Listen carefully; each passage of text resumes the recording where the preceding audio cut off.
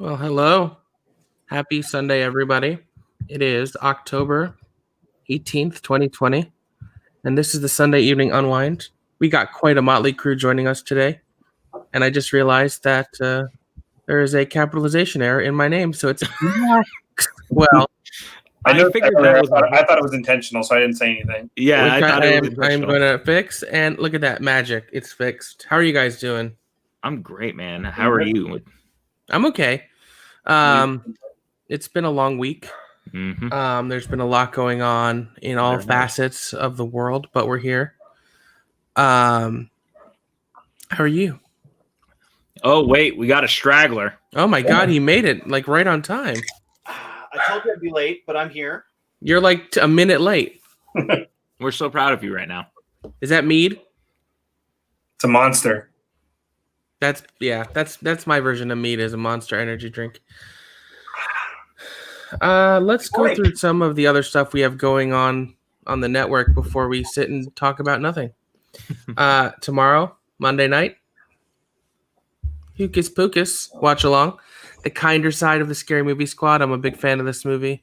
I think it's a Halloween classic. I think it like perfectly encapsulates that like intangible feeling of the spirit of Halloween. I think Bette Midler and Kathy Najimy and Sarah Jessica Parker are fantastic, and I look forward to sharing it with all of you. We're going to watch it at 7 Pacific, 10 Eastern.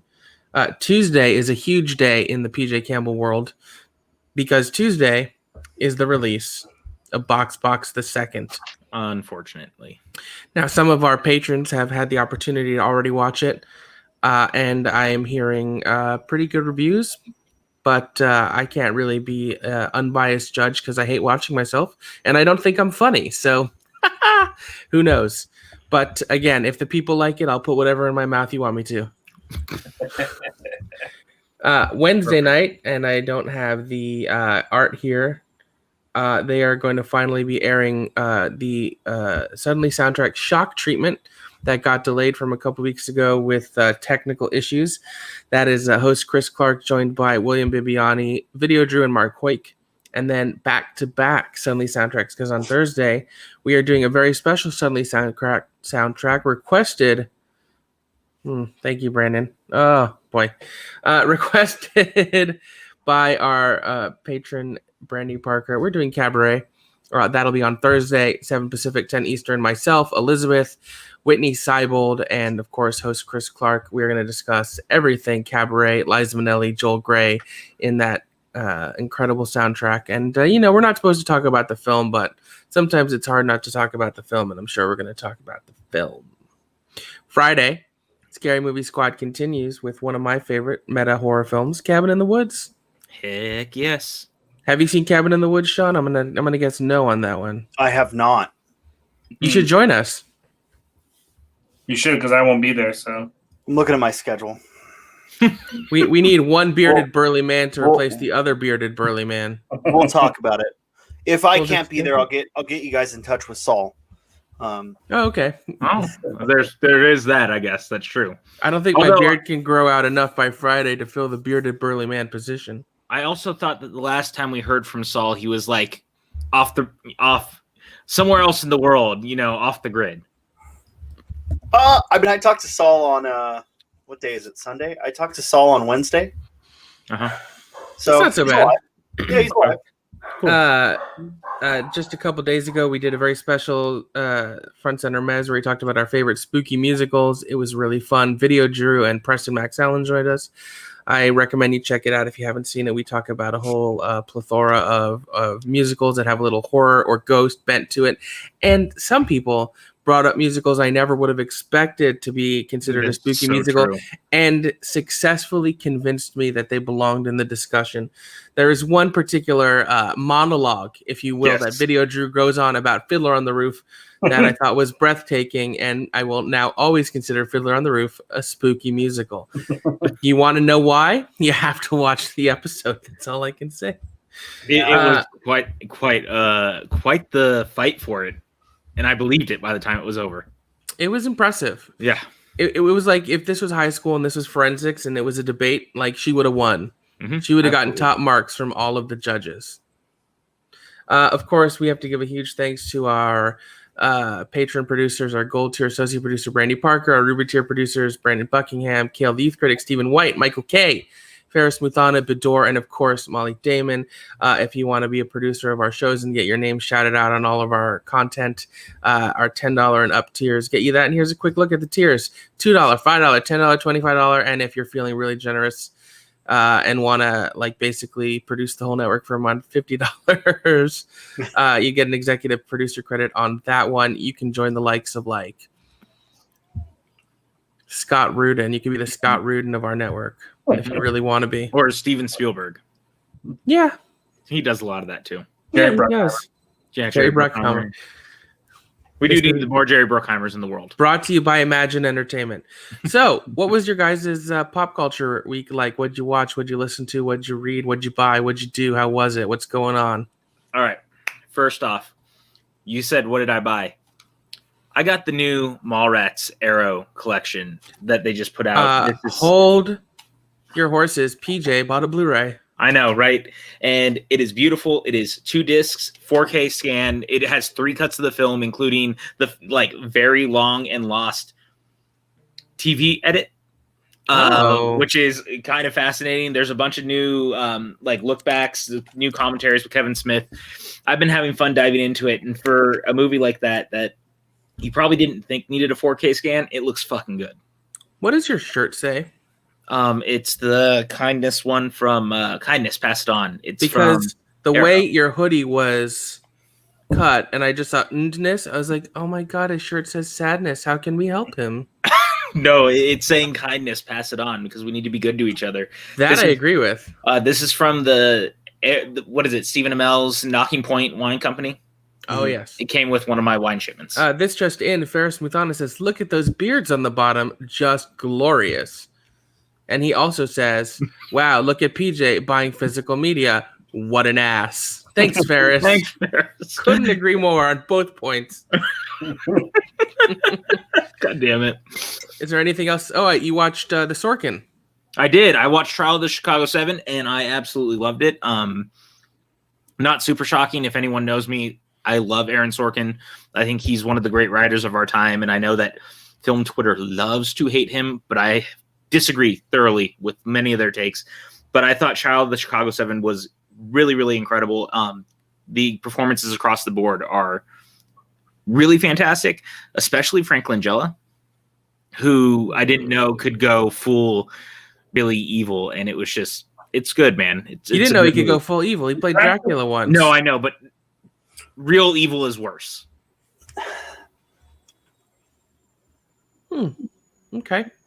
How about you, Tim? Do you watch anything this week? Buy anything? Listen to anything? Read anything? Pretty close to evil as well. Which one?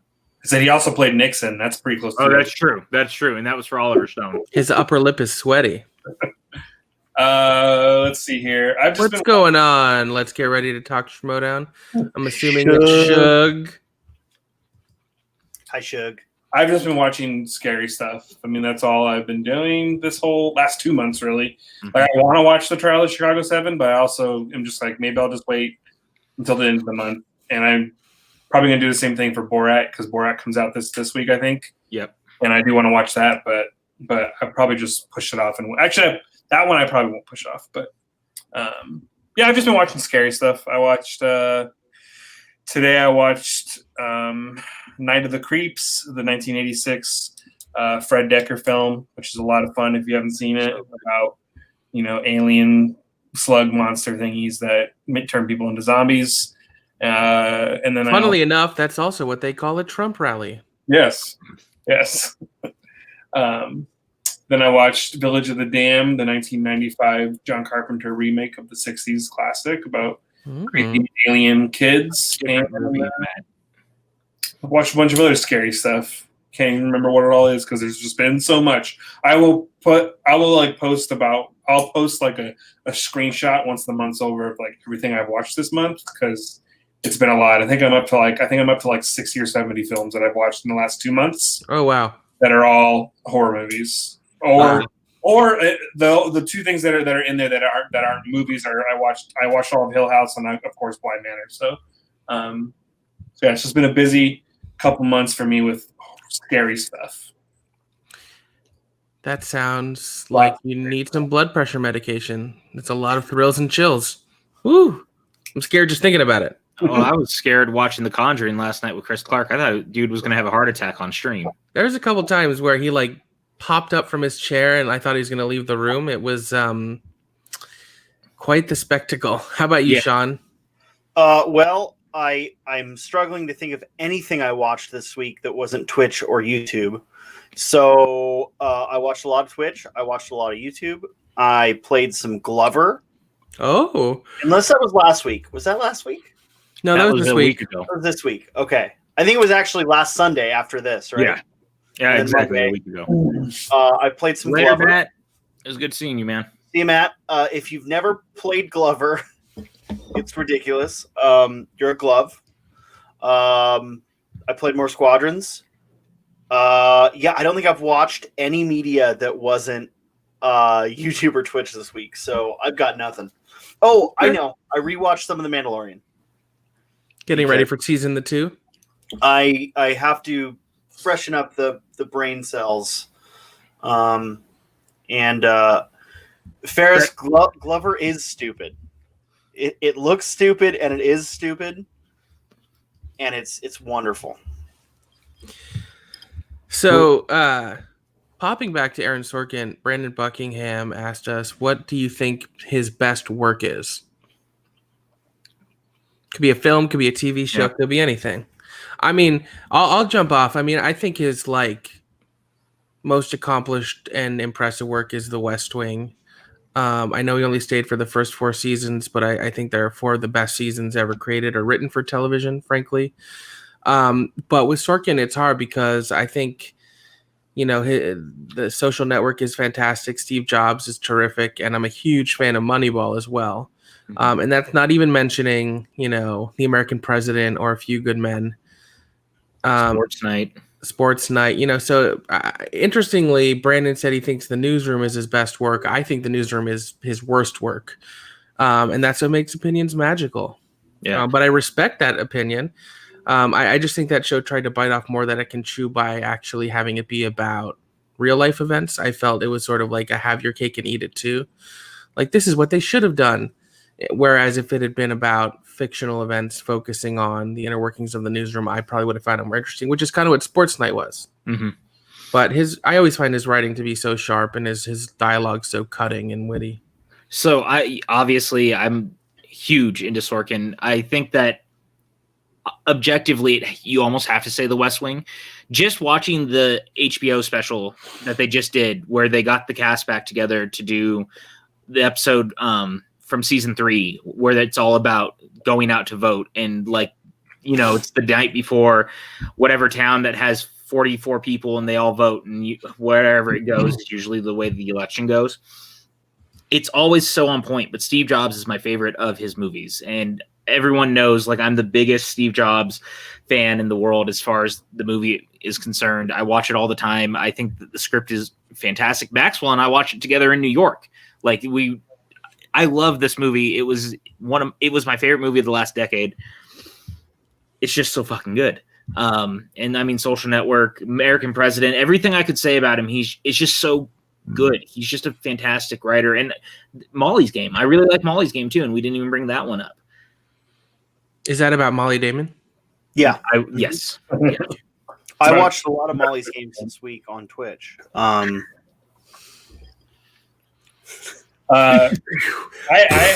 haven't seen a lot of Sorkin stuff, honestly. I haven't actually seen The West Wing. The West Wing is something I've been wanting to watch, but I just need to make the time to watch it. I've been in the set President Oval Office, though. It's at the Warner Brothers prop house, so I got to sit at the desk and take a picture there. And I've seen Aaron Sorkin's parking space at the Warner Brothers lot, and I'm doing that. But I mean, I've seen his early stuff, like The American President, A Few Good Men.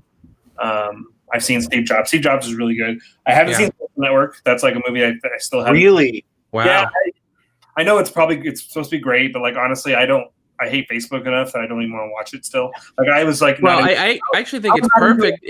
And now I'm just I don't care. I actually think it's perfect if you hate Facebook because it doesn't really Probably, paint it in a particularly good light. No, not Eisenberg fan.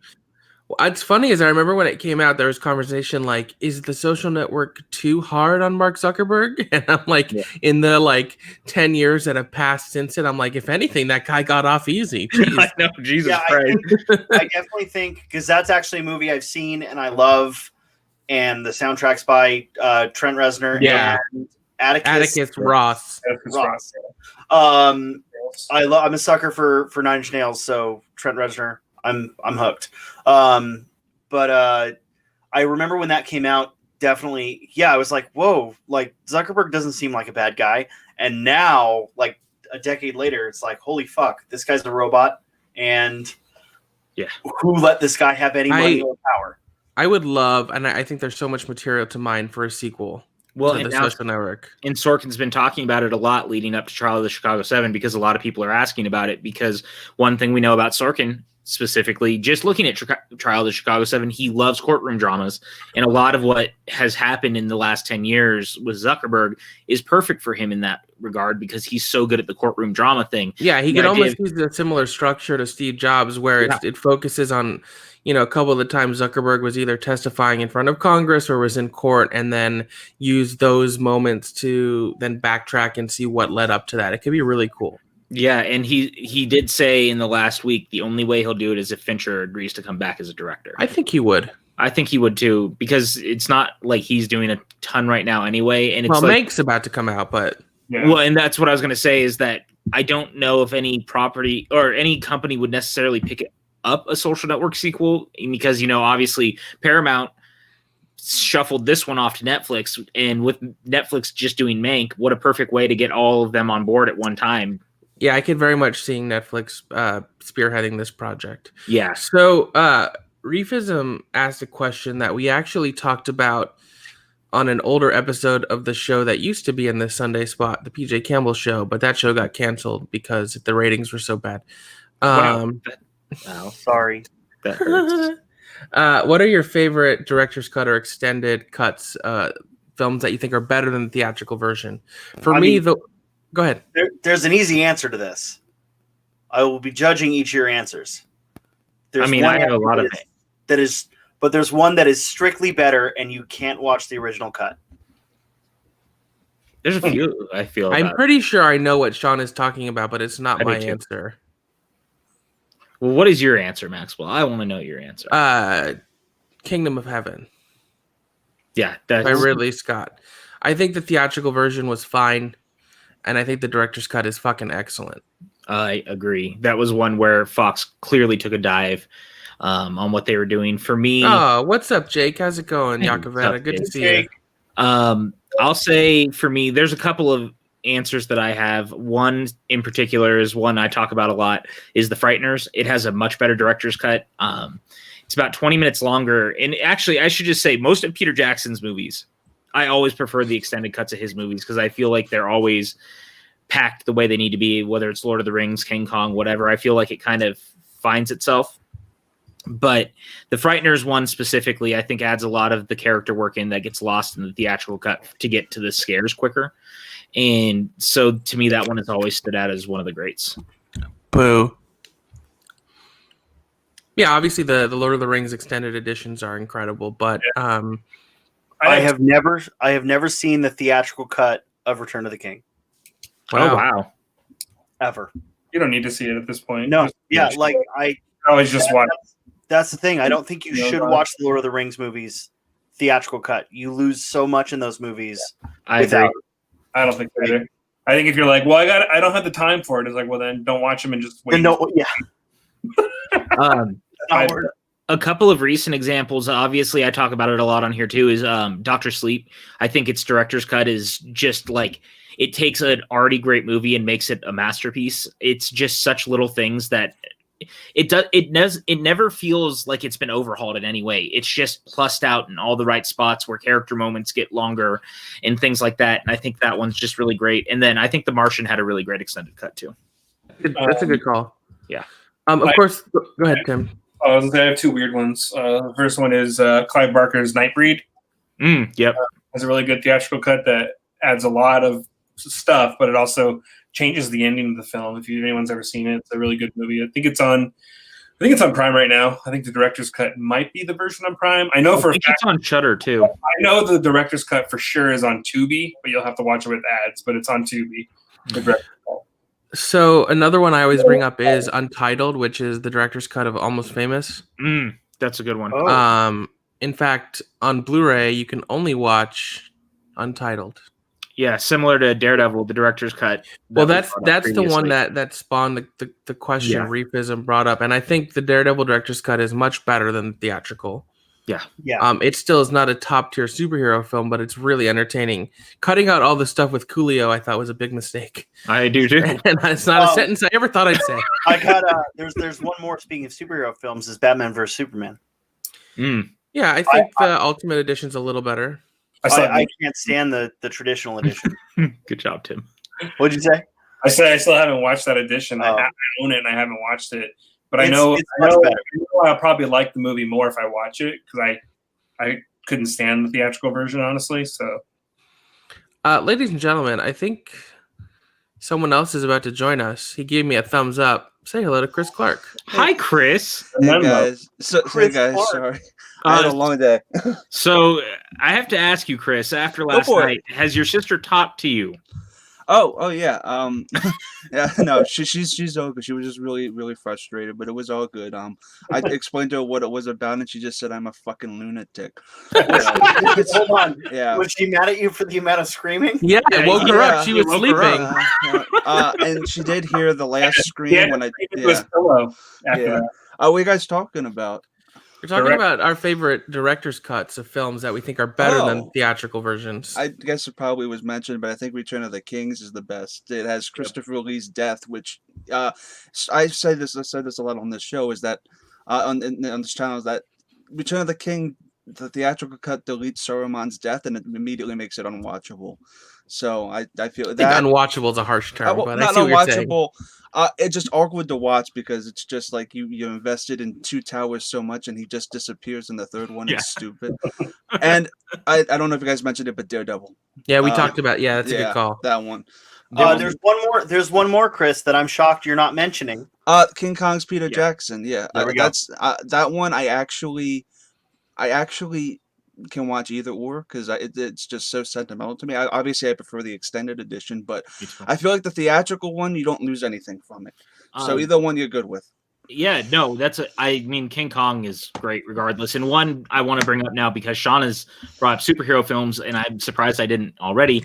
X-Men, Days of Future Past, the Road Cut, where it actually fixes everything wrong with that movie, which is I like the movie a ton, but the problem has always been that the Sentinels don't make sense in the confines of what they do. Mystique's blood would never make the Sentinels be able to mimic power.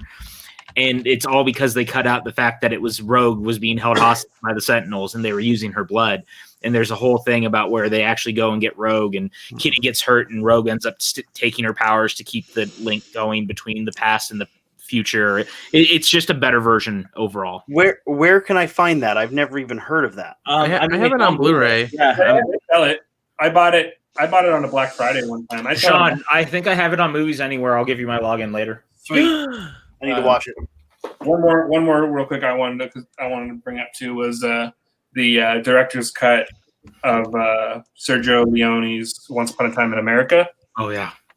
Because the American theatrical cut kind of really butchered like what his intentions were with the film, because the film's kind of complex in terms of like the narrative, because it's like 3 different time frames and stories going on, and the theatrical cut kind of like ruined the chronological flow to where it didn't make sense. So another one I wanted to just say is before you guys is the I don't know how much you guys the original Planet of the Apes series, but the final series of that the movie of that is Battle for Planet of the Apes, which got completely butchered for the theatrical cut, that they recut it for the director's cut, which is the only one that's really accessible.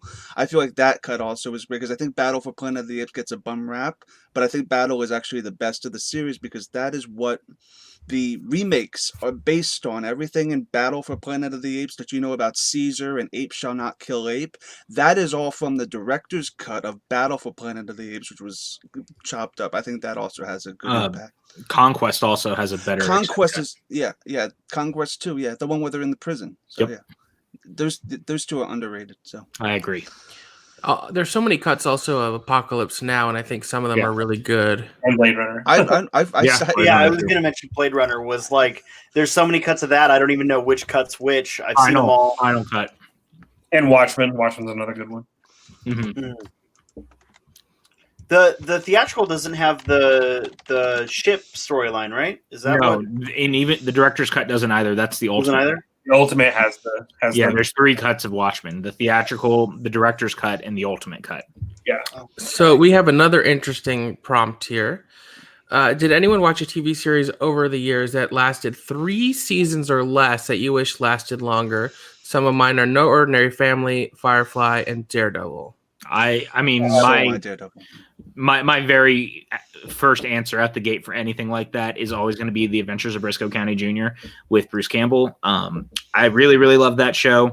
I think it was good that they kind of had an idea that they might not be coming back, so the show kind of wrapped up its core storyline as best it could by the time it was over. But I thought that there was a lot more to do with it. That show is really, really smart. If you go back and watch it, it's incredibly meta in the way that it plays on like Briscoe's vision of what the future was going to look like and stuff like that. Very tongue-in-cheek, good show. So there's 4 shows. My So-Called Life is a great one. I'm trying to stay a little more recent because you can lament shows from 30 years ago, but they're never but the 4 that I'll mention. So the first is Timeless, which I was a big fan of. And luckily they were given the ability to make a finale movie, so it sort of wraps everything up. But they still leave it open enough that they could make more. But I thought that's a show that could have ran for years and years and always had good news stories and go. What I loved is how it would go back to all these different time periods, and you would there was an episode where Harry Houdini was a character. You get to meet all these historical figures. That was so cool. My second is Happy Endings. Oh yeah, Brandy brought that up in the chat, which I think is an incredibly good sitcom that gets overlooked in favor of some other ones from recent times that are similar in that they're like the hangout show, and I think Happy Endings is super underappreciated. Hannibal. Yeah. The fact that we got Red Dragon, but we didn't get to see their version of Silence of the Lambs yet, and I say yet because I'm holding out hope, will always irk me. And Pushing Daisies. Yeah. So those last 2 are both Brian Fuller shows. He just, he's so unlucky.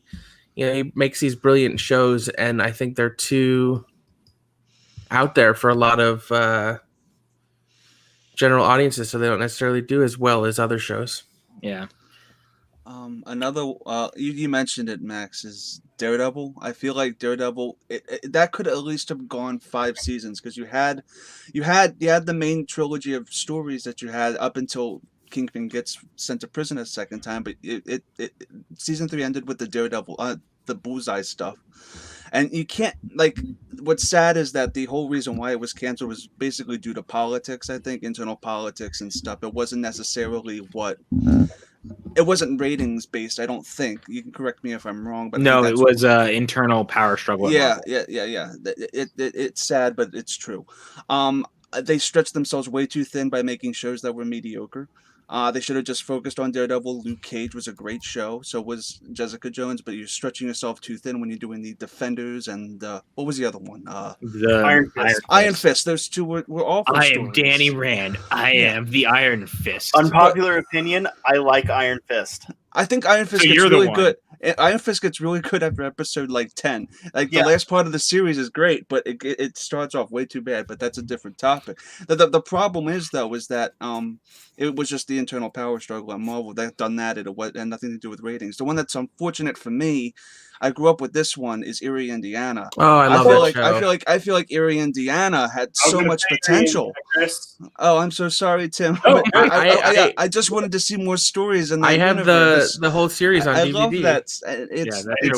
It was a one-trick pony, and it was awesome. And I just wish that we had more of it. So Brandon says, speaking of timeless, so many actors in The Boys, LOL 3 by my count. That's because both shows are created by Eric Kripke. Yep. So he he also did Supernatural, and Jensen Ackles will be joining season 3 of The Boys. So keeping it all in the family. Oh, and I have another. Who's joining The Boys? Jensen Ackles? Yeah, season 3. Oh, and one more I wanted to mention was Beware the Batman. It only lasted one season, but it was a 3D animated show of Batman. That the reason why is because the show took risks. It didn't focus on Joker, Penguin, and Riddler. It focused on villains that were deep cut that you did not really know about, and focused on their stories. The problem is, if you don't have Joker, Two-Face, Penguin, and Riddler, you don't have ratings. So the fact that you can have Batman, but Batman's only as strong as his rogues gallery. I feel like them focusing on the lesser known villains was great in Beware the Batman and their eclectic style, but again, that's when I wish we saw more stories of, but I understand why that was canceled. Yeah. Tim? I've got 4. Okay, go ahead, Sean. I'll let Sean go, and then I'll go. If you want? I've got 4. Max, you took one of mine. Timeless. I fucking love that show. Matt Lanter is amazing. Anything with Matt Lanter, and I'm happy. And I got to meet, I don't remember the actor's name, but Rufus. We met him at Malcolm Barrett. Yeah, we met him at WonderCon 2 years ago or 3 years ago. And he was just a wonderful human. We drank with him at the hotel bar there. Heroes was only 2 seasons, I think. No, it was Heroes was 4 and 5. Okay, so Heroes is out. Well, if we count Heroes season 1 as the only one that matters. I mean, if you want to do that. I mean, that's how I look at it. Firefly. Sure, of course. Obvious answer with, Matthew McConaughey is amazing as Captain Reynolds.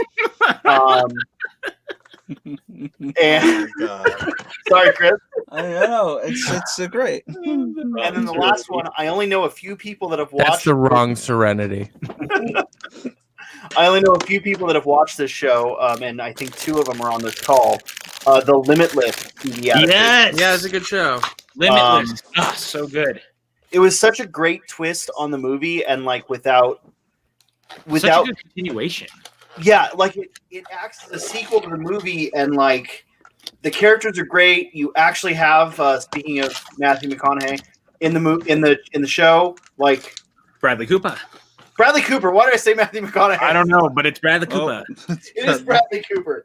But it's just a great fun procedural that had something unique to it.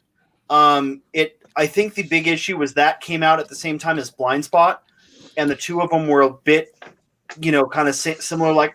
There's this weird mystery we're trying to solve, and all this, shit. Limitless was just great. Yeah, and definitely. I still quote, there was a line that always made me laugh when he would say, "I did it for the lols." And that's still part of my vocabulary to this day. I'll just randomly be like, "I did it for the lols."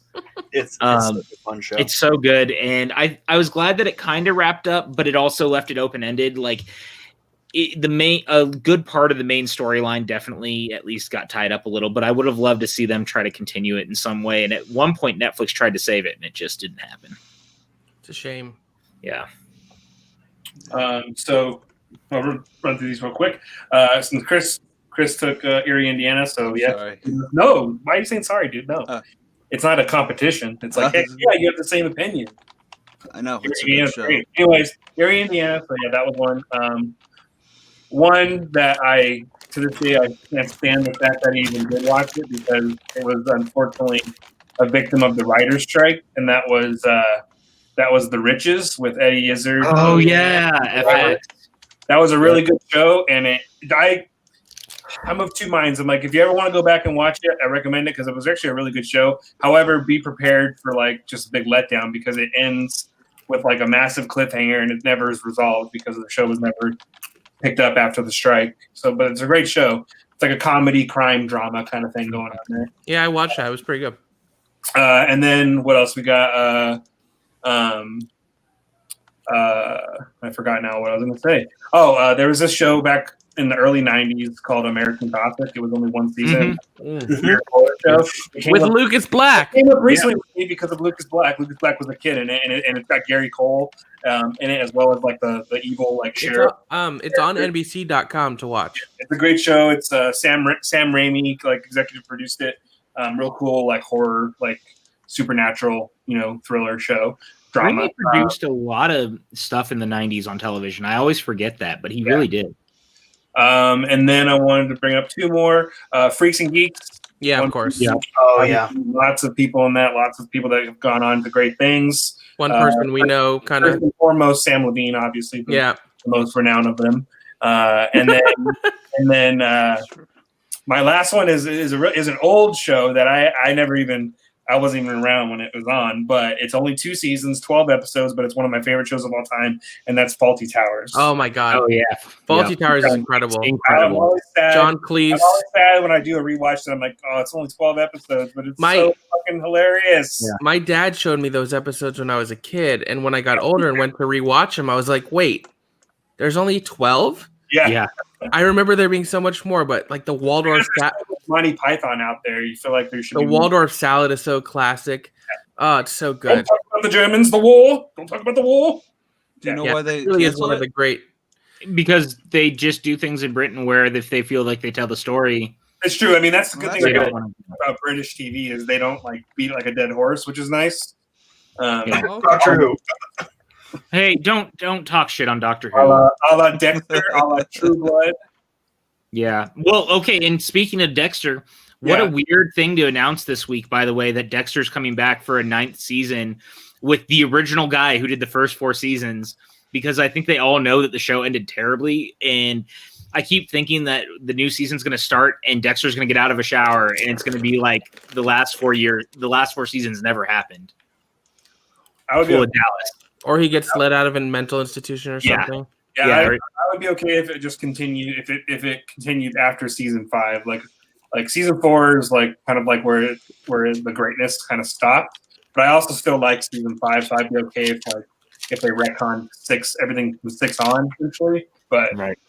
basically, the stuff they did with Deb is the most thing I would want. Like, just get rid of all that bullshit. Yeah. Watch the show, you know what I'm talking about. But yeah, but the fact that the original showrunner is coming back is interesting. It has my attention because I really like Dexter. I mean, I even rewatched the entire series within the last year. It is a show that I really liked. Those first 4 seasons were like some of my favorite TV ever. Yeah. And then sadly my opinion of it it was diminishing returns. 5 was not bad, and then 6 and 7 and then the last season were just so bad. And when I think PJ texted me and was like, they're doing more, I was like, no, fool me once. But then when I saw that the original showrunner was coming back, I was like, all right, I'll give it a shot. There's part of me that feels like they already ruined it. They shouldn't get a second chance. But then there's another part of me that's like, well, let's see what they got.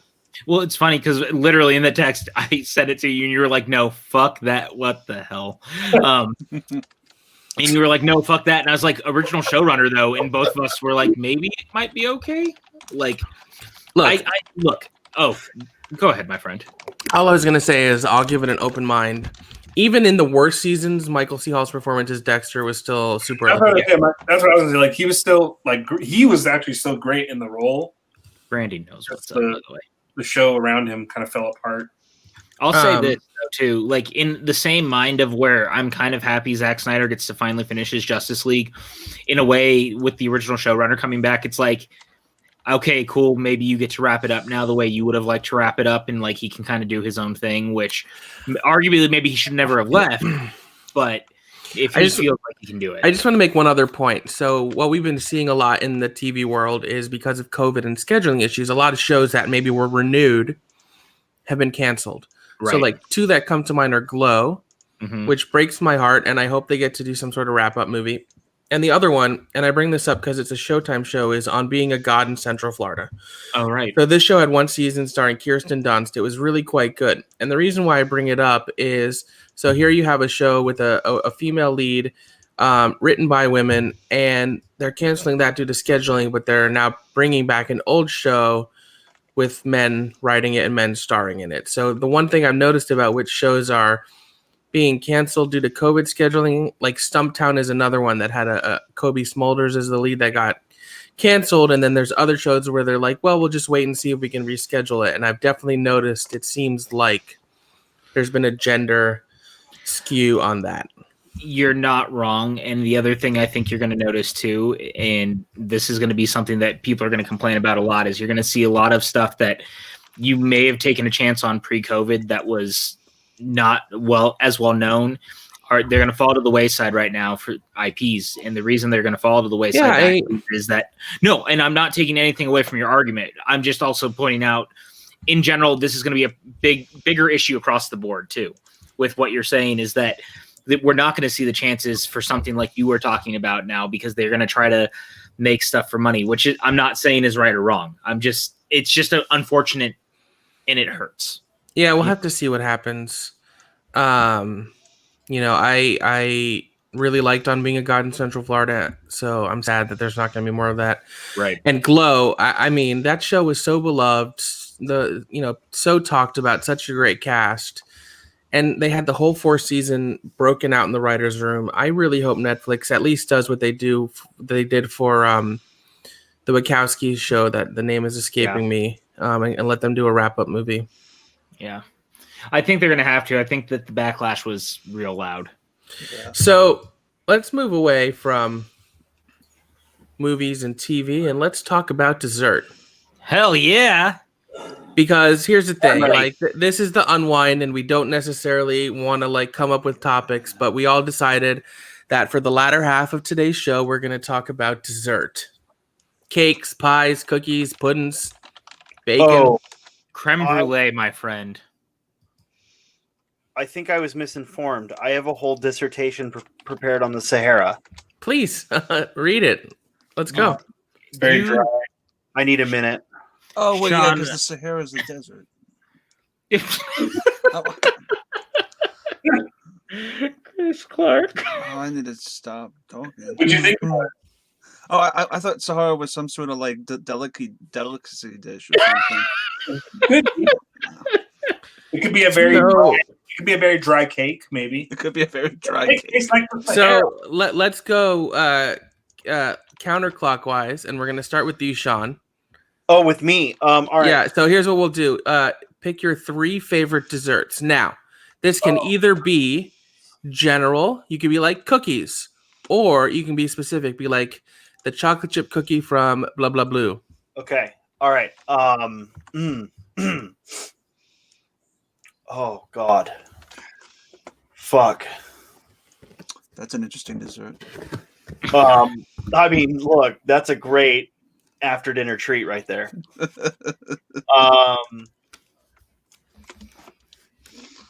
Why don't we come back to me? I got to think about this. I've got one. Oh, I know where I can go. It's fine. I can pick 3. All right, Tim, let's go.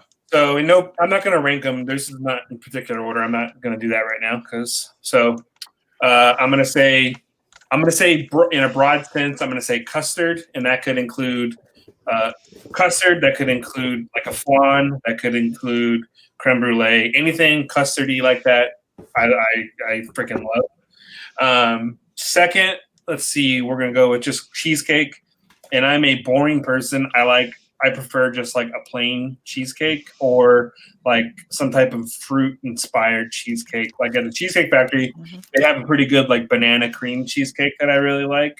But as soon as you start getting really like, I don't like a lot of chocolate in my cheesecake. I don't like caramel or anything like that. I like just a plain cheesecake or just like a single fruit in it. And then I would say my third one would be probably tiramisu. I really like tiramisu. And for this, I don't have a dessert on me, but I do have some Tic Tacs. And they're sweet. I love that. All right, I think I'm ready. I'm going to still steal Tim's tiramisu because tiramisu is fantastic. I'm going to say an old-fashioned. I know that's a cocktail, but I think they're a great treat after dinner. And my controversial pick, Burger King Hershey's Sundae Pie. It belongs up there. If you've never had one, go treat yourself.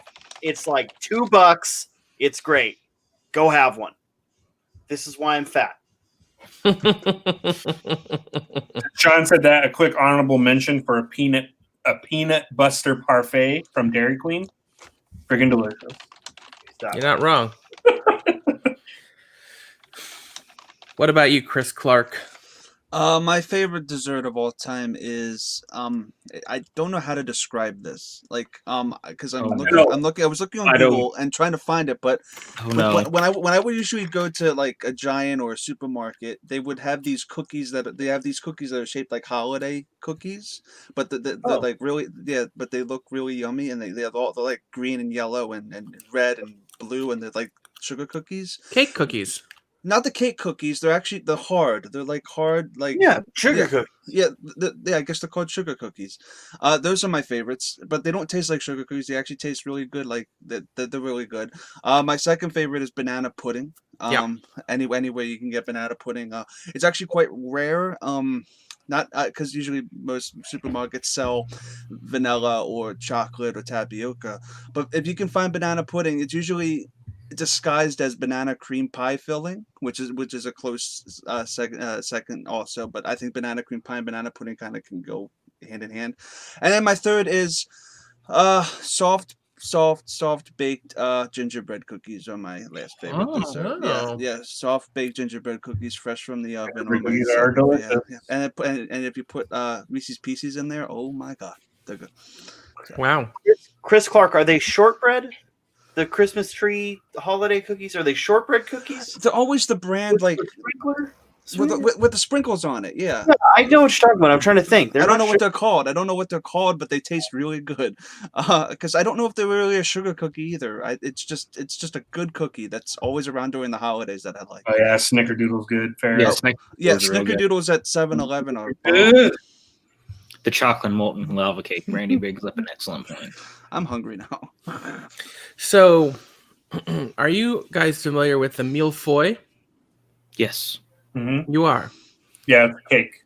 So millefeuille is a type of cake, and because I am a professional and do my homework, I have a visual aid. Oh my god, I hate you. Oh. A millefeuille, particularly this is a green tea millefeuille from Lady M Bakery, is made up of many, many incredibly thin layers of crepe. You can see the layers here. My god, I'm so hungry now. And this is so delicate and flaky, and I love a millefeuille. Are you going to share that with us, Max? Sure, here you go. Take some. Max, you should have set up your camera for that. What?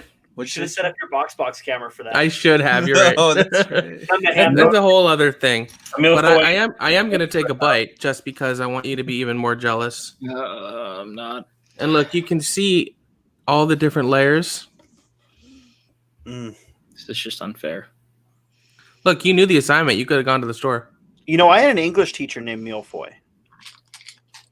Look at me eating these Tic Tacs. It's so soft. The pastry cream in between each layer.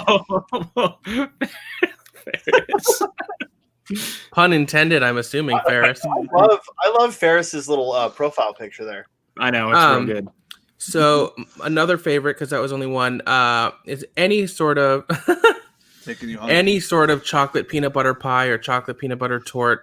When you put those two flavors together, even a Reese's cup, but not fucking Reese's Pieces, because Reese's Pieces have no chocolate in them. There's no chocolate in there. Garbage. It's a lie. If you want chocolate, go for M&M peanut butter. M&M peanut, which are fucking awesome. 100%. But there's a restaurant called Ocean Prime. It's a steakhouse. They have a bunch around the country. They make this chocolate peanut butter pie that is so good, so good. And the third one I'm gonna pick is, and Sean, you actually were at this restaurant at Disney Springs not too long ago. Black Tap Burger. Oh yeah. So Black Tap makes these wild milkshakes.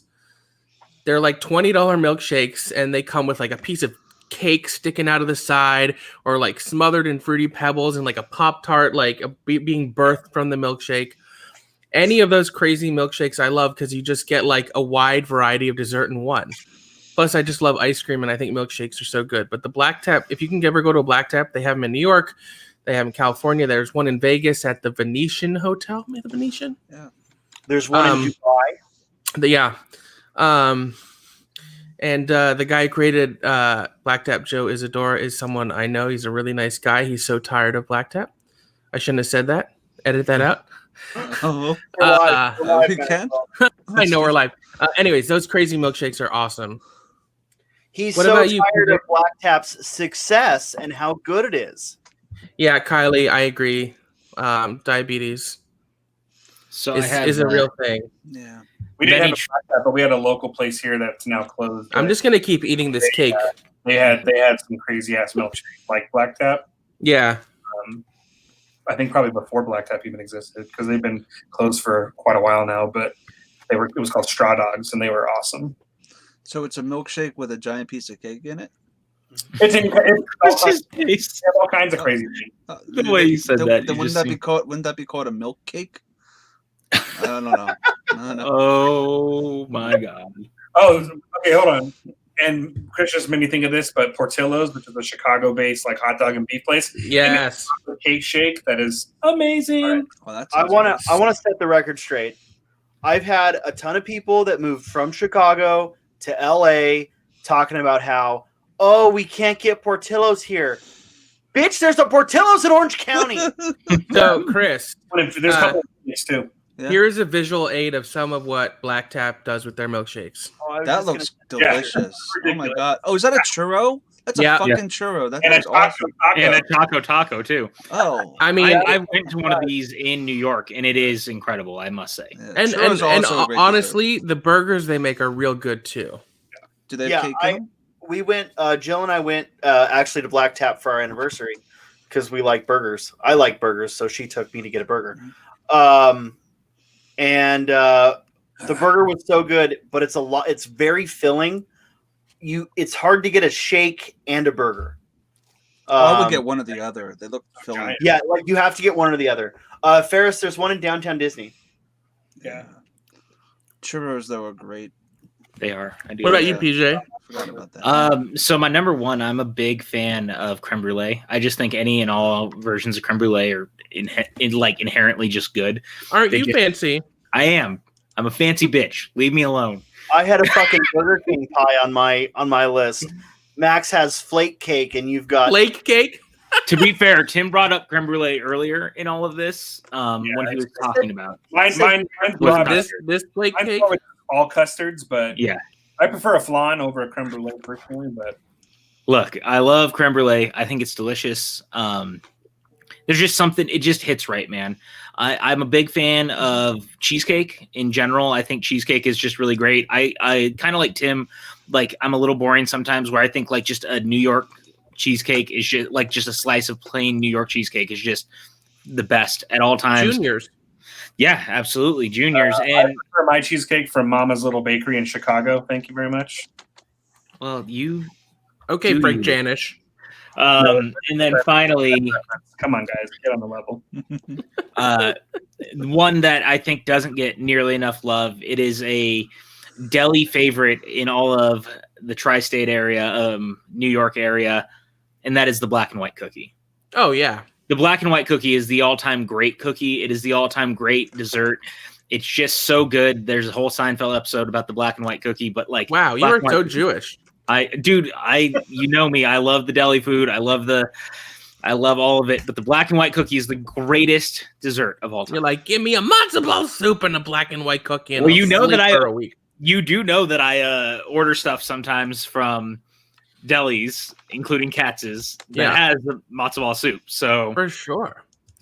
Has anyone ever had the dessert at Sonic? I do enjoy a nice gold ring after dinner. I don't have a Sonic near me. I've only ever had like I milk like Maxwell's. or something, but I've never. I like their I've never- slushes. Yeah, I like their Yeah. nerd slush. The nerd slushes Yeah, are good. I've had a bunch of their shakes. We've got a couple Sonics in my little vicinity. They're always so busy and it's not really worth it. But yeah, I love they've got random desserts. They have pretzels. I just love a good soft pretzel. Also, Yeah, I they've got gotta good agree. chili dogs. If you get a good rugelach, man, that shit is good. Another Mhm. That's how you Jewish pronounce delicacy. Rugelach. Oh yeah, Oh, and a cheese Danish is my jam as well. Yeah. Is that a dessert though? Oh yeah. The line between breakfast pastry and dessert is so thin. It's so thin. Yeah. I'll say this to one up Sean on his fast foodness on it. I think McDonald's has a great strawberries and cream pie also that is just like ridiculously good. Look, I'm a basic bitch. You give me a snack size M&M McFlurry and I'm happy. I was gonna say, And McDonald's used to have the fried. I don't know. They don't do that at least near me anymore. They used to have the fried apple pies. the empanadas, yeah. The simplicity of a McDonald's sundae. Yeah. Soft serve ice cream. I don't know what is in their ice cream. I used to joke that it was like the fat of babies to make it so creamy. You know what? I think it is. I've read a study. I think it is. It's the fat of baby cows. Yeah. When did we become QAnon? Do I need the John Madden Etch-a-Sketch vision again for this one? That would be great. Yeah. Oh, Yeah. A Fudgy the Whale cake. My favorite birthday cake is a Carvel ice cream cake. That looks so good, Kyle. Who is Fudgy the Whale? Oh my god, you don't know Fudgy the Whale? No. I don't know either, but it sounds cool. Okay, hold on. Give me a second here. Have you guys ever had? I don't know what they're officially called anything, but I've had them through several people I know, and we just call them like Oreo balls or Oreo truffles, and it's just you take an Oreo. That's Fudgy the Whale. Okay. It's the type of ice cream cake you get at Carvel. Oh.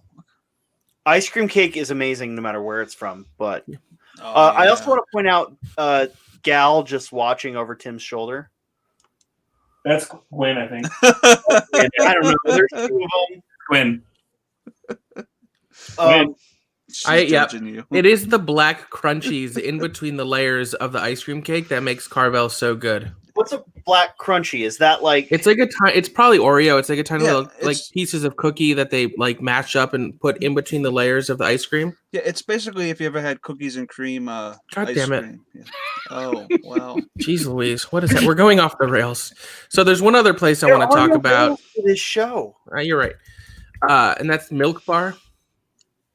Milk Bar is so good. I don't know if you guys have ever been to Milk Bar. It's created by Christina Tosi. It was originally a spin-off of David Chang's Momofuku Empire. They opened one less than a block from my apartment last year, which made me both thrilled and angry. But I think she creates some of the most unique, incredible desserts. If you guys watch the Chef Show, in the first episode of this season, Jon Favreau and Roy Choi actually go to the Milk Bar in LA, and Christina shows them how to make a bunch of the stuff. Yeah, it's so good. So good. I've They never have had a blueberry. Bar, but I had a milk bone before on accident. Not the same, I'll tell you No. that. They do some good cookies there. There's this blueberry cookie that just is so fucking good. I wish we had a milk bar around here. Me too. Yeah, like in all honesty, milk bars. I mean, you can like go up to like the tap and say like, just put it on my tab, and they'll give you like a whole like glass of milk too. So you could see here, Look Are at this, those guys. donut holes or cake balls? they are Those cake look truffle. good. They're truffles. They're like cake truffles. They make cookies. This is their cake, birthday cake, which is incredible.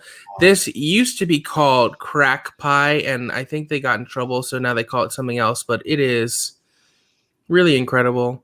Look at just these layers of frosting, and That looks. Is really there any You know beef what? in there? My and right basic- now they have a pumpkin dulce de leche cake for the holiday season. Oh my god, pumpkin bread is great, and pumpkin. my anything is my good. basic white girl's gonna come out again. Starbucks cake pops are actually really good too. I agree with you. I agree. Oh, Look at Couldn't all agree these more. cakes. I'm getting diabetes looking at all this. Guys, I'm trying to eat better. I went to the store today and got more tilapia, Hey, I got some salmon. and then I had Carl's Jr. for dinner on the way home from the store. That does not sound like eating better, Sean. I had to be here, okay? I got to be here, and then I got the other thing after, and I'm kind of thinking I might go get a milkshake after all this is said and done from McDonald's. So fuck you guys. oh man, what is it? What Now- is it actually called now? It is. They just call it milk bar pie now. This used to be the crack pie. It's so good. It's gooey and ooey and delicious. I'm gonna send you all some milk bar pie. That looks so good. How much is it? Well, the whole one is $46. Oh, yummy. Look at all these locations they have. New Oh, York, they have LA. some. Yeah, I told you. I said DC. They have a flagship. They have They're one all- in Melrose. They're also featured in the new Chef Show series that dropped earlier this month. Yep. I literally just said that like 2 minutes ago. Sorry. Yeah. I was trying to figure out the name of this French bakery I went to when I was in Quebec, but I can't remember what it was called. But it was in Old Town, Quebec, which is where we were staying, and it was amazing. Like they had some crazy good, and it was like famous. I don't remember, but I can't remember the name of it because the person who owns it's like a famous like French baker, and it was really freaking good. You know that Tim's actually been to Quebec because he pronounces it Quebec. I speak some French. I took a lot of French in my life, so Je suis français dans l'école. we Les incompetents. Or what the French call les incompetents. Yeah. Kevin, you are a disease. I just keep thinking about the French guy from Godzilla '98. Jean Reno. Yeah, Jean Reno. What a great movie. Look, I won't even say that anymore. Oh. Any other? So, does any of you watch Great British Baking Show? I haven't yet, but I keep hearing it's so good. I have to say, it's without doubt the single most relaxing television program I've ever watched in my life. Over the Happy Little Trees with Bob Ross? Yeah, if I'm in a bad mood, if I'm Wow. stressed, I just put on Great British Bake Off, and I just like, Yeah. it's so good. And sometimes I put on that scene from Matilda to make me hungry for chocolate cake when I go to a birthday party. So Doesn't it have Noel Fielding in it? It does now. He joined some of the more recent seasons, yeah, as the one of the hosts. He was one of my favorite parts of IT Crowd. Noel Fielding's great. He is great. He is great. I agree.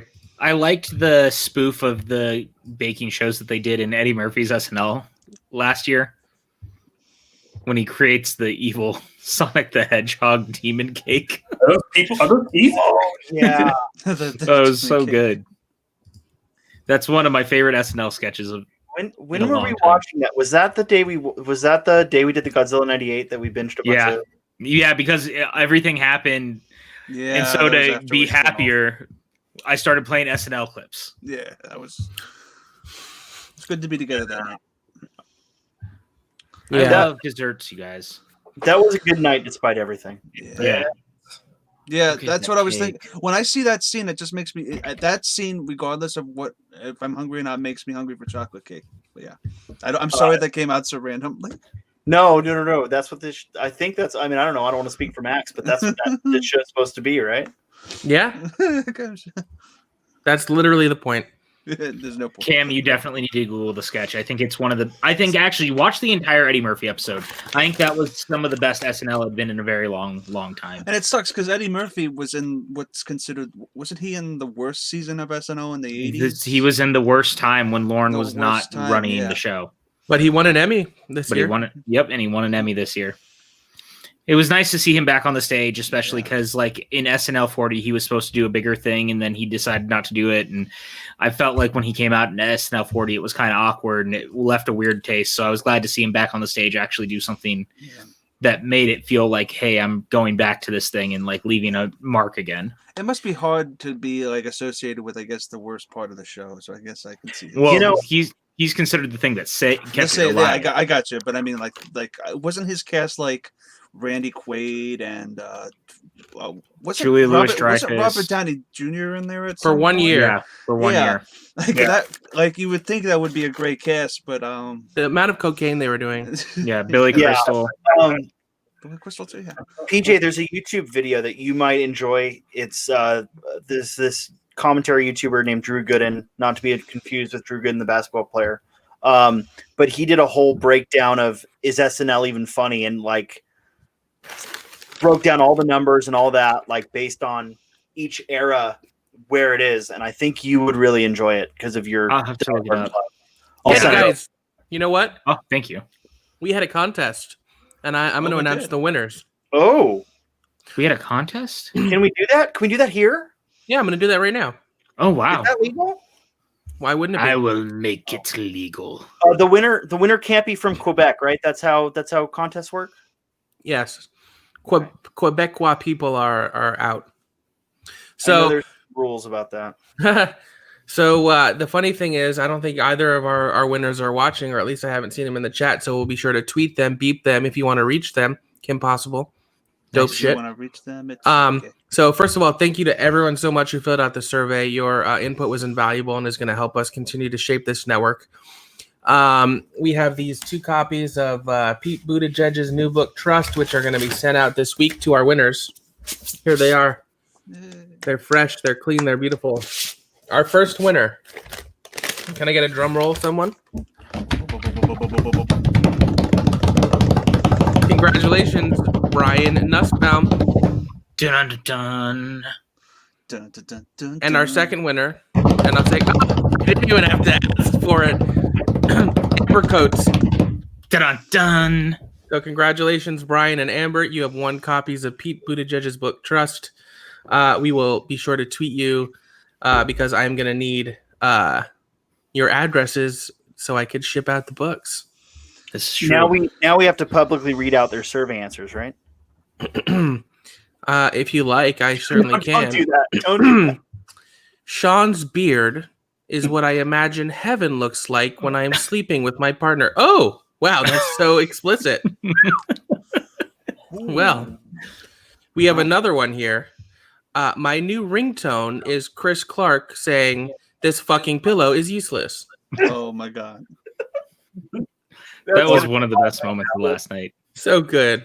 I still want to put that on a shirt. I think we should really sell that as a quote shirt. Yeah, so Sean, you weren't watching last night. So after his sister expressed concern over the volume of noises coming out of his mouth orifice because of the spooky scares, She yelled at me. he procured a pillow with which to muffle his screams, Which except didn't work. he always forgot to place the pillow upon his mouth. He was just holding it like a teddy bear. And at one point, he just goes, "This fucking pillow is useless." Yeah. He even said he would buy the shirt. So I think we should mock something up and put it on T-Public. Yeah. I'll figure something out. Oh god. I should get Brian Wood to fucking do it. We'll figure it out. I just want to say, so there are 2 things that hit streaming services this week that mean a lot to me that I think you guys should check out. The first is What the Constitution Means to Me. This was a play that started at the Public Theater and then played on Broadway last year. It's this woman named Heidi Schreck who, when she was younger, went around the country debating the Constitution, sort of like academic exercises. Mm-hmm. And she crafted this mostly one-woman play, and they filmed it, and it's now on Amazon. Oh, nice. And I think particularly now in this politically and sociologically fraught time we're living in, the points she makes up are so cogent, but she makes them so funny and palatable that it's really illuminating to some of the hypocrisy and issues going on with all of these debates about the Constitution. So I highly, highly recommend checking that out. It was one of my favorite things I saw on Broadway that season. And the other one is David Byrne's American Utopia.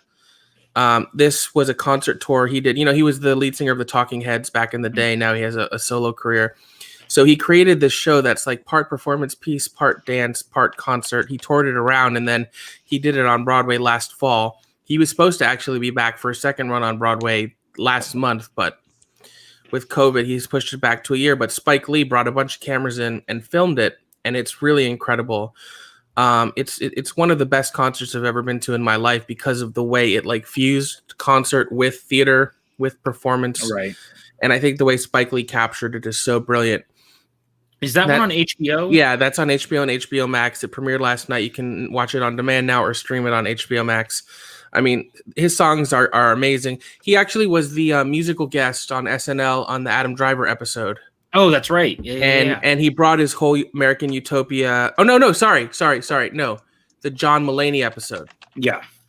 And he brought his whole American Utopia Company with them, and they did the choreography. It's really incredible. I highly recommend you check those out. I know it's spooky movie season, but both of those I think are really like fulfilling and soul enriching, and you got to watch it. Totally. Both of them. The one that you were just talking about, that Spike Lee did, has been on my radar for a while. Yeah, it just premiered last night. I was going to watch it, but I was busy watching Chris scream. What's up, Mike K? How you doing, bud? Hey, Mike. Hey, Mike. Mike, what's your favorite dessert? Yeah, you missed our whole talk about dessert. You missed me be the only one Me smart too. enough to prepare and have cake to eat on TV. TV? YouTube, stream, wherever we are. I don't know. It's TV. We're the best Is form this- of television. Have you ever... Dance like, with the devil in the Dance with the Devil in the Pale Moonlight? No, I have not. That's No, from Batman that's 89. not even close to what... Oh, damn. I tried. Have you ever like been alone in your chair or like late at night and wondered like, what if I'm the Truman Show? Like, what if this is a fake life and everyone's just watching me on camber? I've My definitely life's had not that it. exciting. I need to watch Yeah, but that was the movie. point of the Truman Show. I've had that more a little bit more like even more existential than that, because it's like, what if just like we're just like, it's more like Men in Black 2, like, or the end of Men in Black, where there's like aliens playing with us, like watching us from above. Yeah. I have stuff like that, and then the other one is like, what if this is all just a program like The Matrix? Simulation. Hey guys, shouldn't this show be positive and uplifting and It is not filling us with existential We're having a dread? philosophical debate. about Mike black and K white says cookies. his favorite dessert is anything with dark chocolate. You know, they say geniuses prefer dark chocolate. I do love dark chocolate. I love dark chocolate too. I think Mike K is a genius. Dark So and white chocolate. I think so too. Look, we all agree though. We need to have a dessert party when all this starts to be normal, right? Oh, I'm gonna bake for you guys. I thought of one other dessert that I forgot about real quick. That segment is over. No, I'm kidding. That I had in Quebec as well. It's a Quebec dessert. Quebec. It's called pudding chômeur, which literally means like poor man's pudding or like unemployed pudding. But it was like created by female factory workers like during the Great Depression in Quebec, Canada. Basically, it's just a cake, like a pudding, a cake, with a metric ton of maple syrup poured on top and baked with it, and it's Good. That sounds amazing. ridiculous. I had like a tiny one when I was there because I had it on a food tour that I went on when I was there, and it was like so decadent and ridiculous. But I had to shout that out because it's like Great. it's like a national type level dish for them. I also love a good sticky toffee pudding in London. I've never been to London. I've never had one, but I always hear about it on a like from London. what's that guy's name? The fucking shouty chef guy. Gordon Ramsay. Ramsay. You donkey. What did you fucking say? Well, I think we're gonna keep it short and sweet tonight, pun intended. We talked about dessert, we talked about movies, talked a little bit about this. I feel thoroughly unwound. How do you guys feel? I'm just really hungry now. That's all I'm thinking about is desserts. Do you guys prefer Dunkin' Donuts or Krispy Kreme? No, It depends. that made them think about this. I prefer like mom and pop artisanal donut shops, but Oh, yeah, of course. I think Krispy Kreme. Yeah, it's Krispy Kreme. I'm a Dunkin' guy. I prefer the coffee too, though. That's a big part of it. Yeah, Dunkin's coffee is awful. actual donuts, Krispy Kreme. Other products, Dunkin'. Fair. Like Dunkin' has other stuff, but if you're looking for just donuts, Krispy Kreme is significantly better. Disagree. So the interesting thing about hot chocolate in France is they whip egg white into it to make it extra fluffy and creamy, like they do with some cocktails. That's cool. Look, I love a good whiskey sour with some egg white, but hot chocolate, really? It's good. All right. We should do like a whole Unwind episode, but it's like a month where we just go to Europe and like ride the train and film it all. I mean, do you like meringue, Sean? Because meringue is just egg whites. I'm not against meringue, but I don't love meringue. Like, I'm not. If you're not with meringue, you're against it. Meringue would be a good name for Danny knows what's up, Dunkin'. an exotic dancer. meringue. Yeah, meringue. Meringatang would make a good name for a Planet of the Apes character. Yeah, and No. it's like a Planet of the Apes character that looks like an egg. Uh, I don't know. Yeah. Max, I think we're trying to wrap up the show. And Chris and Mark are gonna be You know what I have to say about that, Chris? I'm so sorry. I kind of feel like I'm turning into like a shock jock DJ, but instead of soundboard, I have GIFs. There's nothing wrong with that. Because if I had a soundboard, I would have played something like "woo" or "wah wah wah da." Maybe I need a soundboard for next time. I can run my camera through OBS or something. Well, as I was saying before, we're going to keep this short and sweet. Thank you guys so much for joining us. We have so much exciting stuff coming up on the network. I'll just say quickly, tomorrow night, Hocus Pocus watch along. Tuesday, Box 2 with our guest Bibiani finally premieres. Some of our patrons have already seen it. The reviews are in. It's another smash hit, despite my best efforts of tanking it. Wednesday, I don't have the Oh yeah, it's good. It's good. Thumbnail, but we're airing the Suddenly soundtrack Shock Treatment, which had technical issues last week. That's Chris, joined by William Bibiani, Video Drew, and Mark Hoyk. And then Thursday, at the request of our incredible gold tier patron, Brandy Parker, we're doing Cabaret with myself, Elizabeth, Whitney Seibold, and of course our host, Chris Clark. Friday, Scary Movie Squad, Cabin in the Woods, produced and written by Joss Whedon, written and directed by Drew Goddard. It's an incredibly meta film. I highly recommend you see it if you haven't. That's about it. Check out our Patreon if you haven't. There might be a tier that's right for you. And of course, thanks to all of our incredible producers, Brandy Parker, our gold tier producer, our ruby tier producers, Brandon Buckingham, Kel the Youth Critic, Stephen White, Michael K, Ferris Muthana, Bedore, and Molly Damon. This has been the Sunday Evening Unwind. Tim, where can everyone find you on the internet? You can find me on Twitter at tfranco84. Those numbers are my birth year. They mean it. And, there we go. Thank you, Brandy. Sean? Well, I also tried to help you in tanking this month's box. Quick note You on that. definitely did worse than I did. I agree. I said so many times on the watch back. I'm like, holy fuck. I got super cut of it. I just did it again. Speaking of which, I did want to just make a note to our Patreons. We don't know if there's going to be a bloop this month. At least not for this one. It might just be another. I don't know about bloop. But we'll there figure it out. may be a supercut. We have 3 episodes in the hopper right now. We may have a supercut once those are all done. We had a lot less outtakes for this one. I have a question. Yeah. Should I play a little preview clip of Box 2? Yeah, why not? Let's do that. Oh, you got a clip? It reminds me of a song. Freddy's glove with knives and a machete on paper. Here is a chainsaw, it can cut off some faces. Here at the bottom is a really big knife. These are a few of my favorite ways to kill people. So,